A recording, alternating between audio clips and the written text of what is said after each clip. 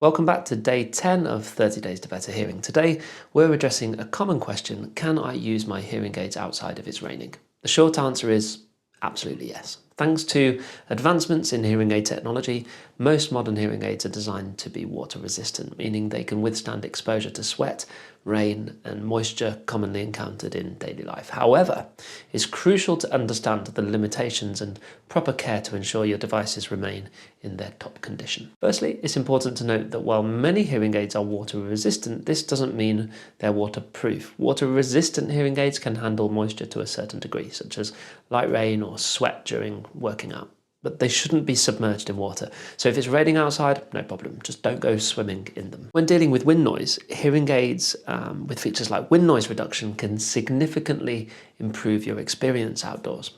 If your device has this feature, make sure it's activated or consult with your audiologist at your upcoming follow-up to adjust the wind noise reduction. Often it has different levels it can be set at.